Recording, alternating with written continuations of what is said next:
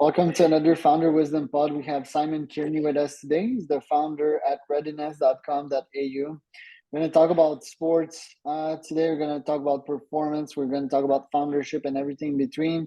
Simon's in Melbourne. I am in Montreal, Canada. We're going to have fun talking about all these topics today. But before we do, this pod is presented to you by podfire.com. If you want to start or scale your podcast, go to podfire.com. Simon, welcome to the pod. Tell me a bit more about yourself and readiness. Charles, mate, thank you so much for having me. My background's been in elite sport as a fitness coach for about 22 years. I started off when I finished uni, my undergrad, I went into the AFL, the Australian Football League here in Australia, as a strength and conditioning coach for about 5 years. Doing a lot of hours for not a lot of pay, as you seem to do when you're starting off, in the big league sort of thing. I was also looking after one of our major basketball teams here in the National Basketball League as well, which was great in the fitness and strength role.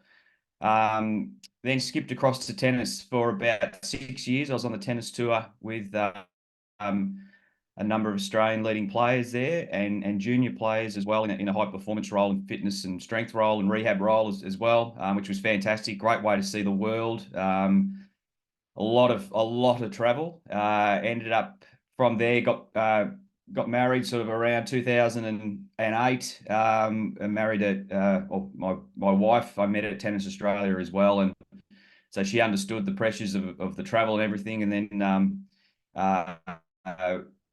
had our first baby sort of around 2010, and I needed to be home a hell of a lot more than what I was with work. So got into rugby league down here in Australia as well. So I was head of sports science for Melbourne Storm.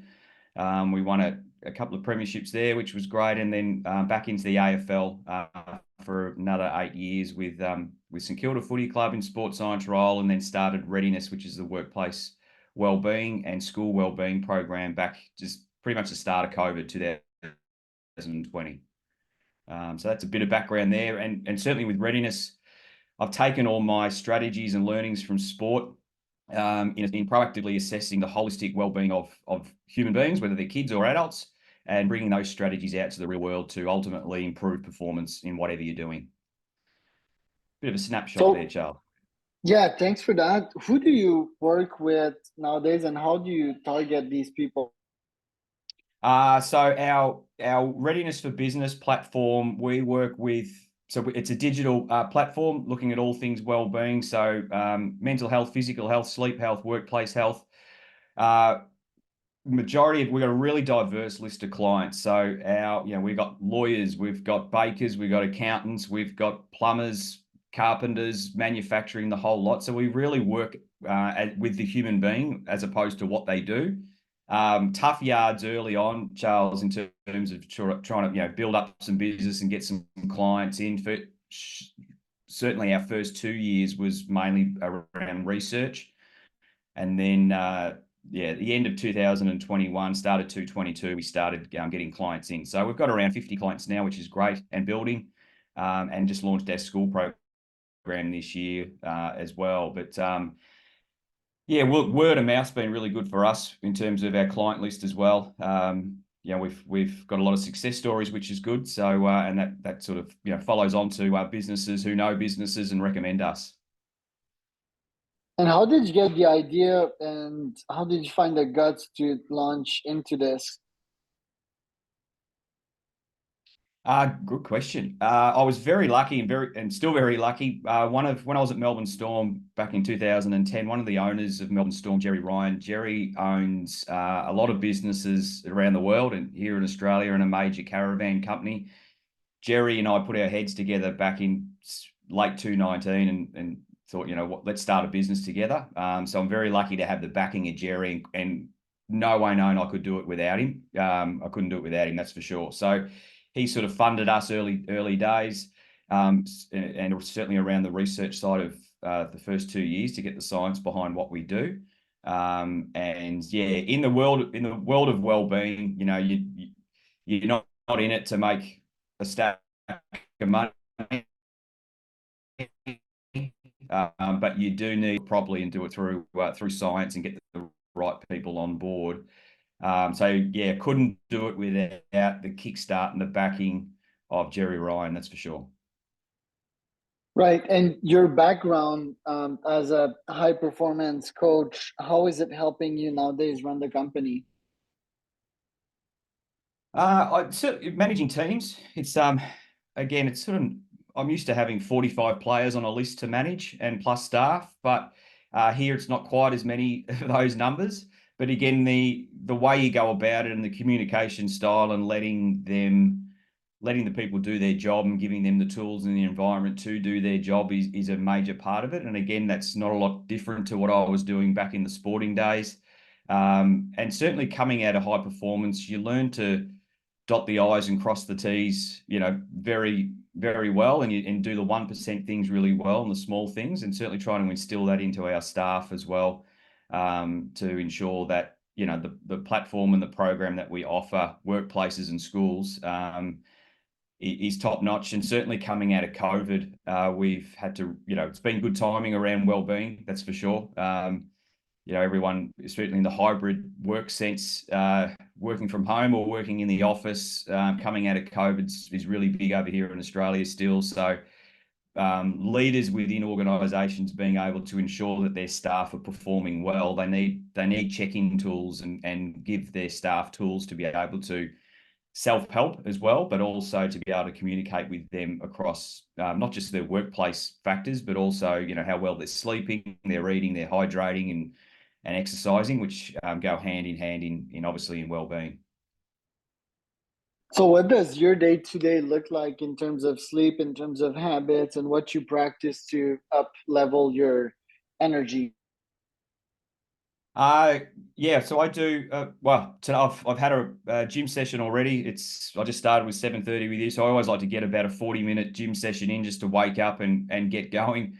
I'm 45 now, Charles, and I've got been 20 years in sport, not as a player but as a fitness coach. You still come out of that part of your life with soreness. So I've got two bad knees and need to really keep my leg strength going. Otherwise, I'll be needing a couple of new knees pretty soon.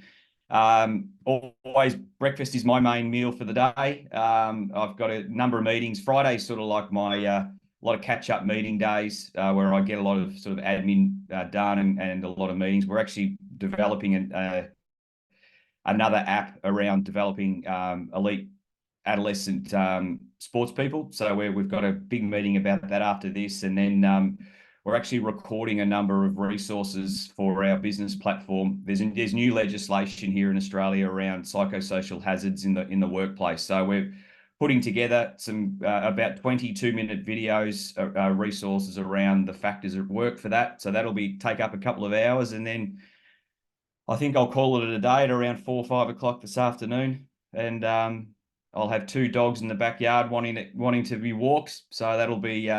I always like having a walk at the end of the day just to unwind and then I'll have a red wine tonight. That's for sure. The resveratrol, right? Very nice of you to tell us these habits. On the mental side of things, what mental models are conductive for high performance? A lot of, I mean, and it's in a sporting sense as well, but also, we work with a lot of CEOs and managers and everything, and it's being present. I mean, it's very, everyone likes to sort of, think what's next and can sometimes disregard what they're doing right at that moment and who they're communicating with at that moment. If you want to do whatever you want to do well, you need to be present in that moment and ensuring that you're giving, as I said before, you're dotting the I's and crossing the T's and making sure you're putting all your energy into what you're doing at that moment. As human beings, we're always really keen to take in as much stimulus as we can. We're always wondering what's next, and sometimes we're catastrophizing about what's going to, what could happen and what if, and that type of thinking, which can be destructive to your well-being at the time. So certainly a lot of the work that we do around even mindfulness and meditation and just learning to be present and concentrating on what you're doing at the moment. And also in terms of high performance and getting the results that you want as a leader or as a business or as a school or as an athlete, it's prioritizing the big things first. So making sure that you're putting all your cognitive ability into those areas and those priorities first, and then being able to, because you can't be at a million places at once or be doing a million things at once. So making sure those big ticket items are done with a clear mind, and certainly we encourage our staff and our clients to do the big ticket items first thing in the morning and get them out of the way, so that then you can you can clean up everything at the end of the day. But yeah, mental health is certainly, I think, around being clear. There's a big correlation between your physical health and your mental health as well. As I mentioned, trying to get 3 or 4 physical sessions in a week, or at least trying to finish the day or start the day with some physical activity as well, just to get that serotonin boost and just to clear your mind. And eating well and hydrating well certainly go hand in hand. And I think too, what we tend to do here in Australia a bit is silo or compartmentalize well-being. I think I think it's all one. It's very holistic. If you've had a bad day at work, you seem to come home and kick the dog on the way in the door, and so on and so forth. And it's the other way too. If you've got some personal issues going on in your private life, it does certainly affect your work life as well. So they go hand in hand, and that's why our business is built around giving you the tools and the education and the expert help for both your mental health and physical health and sleep health, but both at work and away from work, because everything's just so holistic. And what problems do you see, or what challenges do you see in humans and organizations? Is it the fact that news are all the negative nowadays? People are stuck and addicted to their phones. They're not committed to their work. They don't have a passion. What are you seeing in organizations, and usually what are solutions to these challenges that humans face psychologically? Well, yeah, good question. We see a lot of, certainly coming out of COVID, financial well-being is the number one stress that we're seeing in the working world. People are, struggling to pay the bills. That then obviously has a huge impact on their overall well-being and their mental health. Alongside that, having sort of job clarity and knowing exactly what they need to be doing in their job as well is certainly an issue. And then job demands. So people just overworking because they're maybe not quite sure of exactly their role within the organization. We collect a lot of data through our program as well, so we get real life updates on the stresses within the workplace and life. But certainly financial well-being since COVID has been number one. And then the lack of physical well-being as well. People not quite understanding the positive effects that physical health can play on your mental health as well. And a lot of it just comes down to communication from leaders. It's optimal performance in the workplace and outcomes at work certainly starts with good communication and good setup from the managers and the leaders within the organization. So we do a lot of work and partner with a lot of experts in that leadership and culture area to train them up, train the trainer, and that filters down into a more productive workforce. So communication is number one across that, and certainly still, we see people really wanting more connection. So we, in a hybrid working situation, it's still really hard to get workers back into the office. A lot are still really keen to stay at home and work from home, and they just miss that connection as well, which is really important around performance and around your well-being. So yeah, there's still a lag coming from COVID around the workplace and getting everyone back into the office. It's still not solved yet, but certainly what we do see is those who are coming back and at least maybe 3 days a week in the office with that connection and good communication, well-being does pick up, that's for sure. And we see that with as I said, our surveys and our live data that we get every week. Love it. So as a CEO this year, what will be your priority? Priority this year is continue to build our customer base as well. We've got some really good partnerships here with the governing bodies for safety at work, at WorkSafe. So we've had a lot of our clients audited from a health and well-being point of view here in Australia, and all getting 90, 95, 100% in all the compliance tests that have been going on, because they're on readiness, which has been fantastic. So we can keep building our client base there, and you never hit 100% in terms of the quality of program. We just want to keep evolving our platform and the resources on there, and the way that we do things. So that's from our readiness for business point of view. But then also we've just started our readiness for school platform as well, which is looking at 50 plus modules and curriculum for all things well-being for primary school age kids. So we've just launched last week. We've got around 10 primary schools on already, and made some good partnerships with the governing bodies here. So the whole aim of our school program there is, and again this year, is to really get our name out there a lot more, but also from a business point of view, but then also obviously giving the kids the tools from a holistic well-being point of view that they can carry with them their whole life. So that, for instance, they finish grade 6, head into secondary school, and they've got the tools from a well-being point of view to cope with the stresses of life. Something I certainly, and we probably should have had when we were in primary school. So we're looking at the primary school kids as a bit of a blank canvas, and really teaching them from a young age around, the stigma around mental health, the importance of physical health, and, random acts of kindness, and concentrating on your strengths and not so much your weaknesses, and learning to communicate with people, and really teaching resilience. Yeah. Recovery, when one burns out, or when an athlete injures themselves, what should be the mindset, and what should be the road to recovery? I think you hit the nail on the head there, Charles. And mindset's number one. That'll dictate the quality of your recovery and rehab. It's sometimes it's really hard to get over what's just happened. You need to, acceptance of what's happened needs to occur. It's okay to be angry and be upset that you're burned out, or you're injured, for example, but then really taking on these positive coping strategies, we've mentioned a few already, to get well and get into that mindset of, okay, what's next? How can I attack this, and how can I what can I control? Just as important, what can I do to prevent this from happening again? And one of our mottos within readiness is being proactive and trying to nip things in the bud really early from a mental health or physical health point of view, which is exactly what we do in sport. I've done that in sport. So for example, if your hamstring's sore, I want to know about it really, really early on, before it tears and becomes a 4-week injury.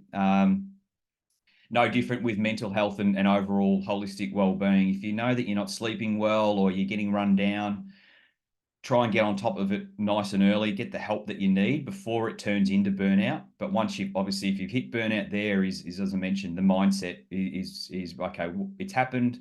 What can I control to what can I do to get better, and what help do I need to get better? You can't do it all on your own. But much like our school program, as I said, it's a proactive. We're in that proactive mindset. Let's try and nip things in the bud nice and early before it gets too out of hand, and you are taking time off, or burnout can take months and months to get over, sometimes years to get over. So and injuries to the mind, for example, and mental health take a hell of a lot longer sometimes than physical injuries like a broken bone or a rolled ankle or something like that. Right. Trauma can go very deep. Simon, Deep, yeah. where can people find out more about you and your company? Readiness.com.au. All the information's there. There's information there about all our contact details, our business program, and our school program. So, as I said, our overall strategy has come from elite sport, and we've as I said, we work with the human beings as opposed to what they do. Hence our really diverse list of quality clients that we've got on board. But here to help people perform. It's a performance platform, and here to help people who to perform and put them on the right road to get the most out of themselves.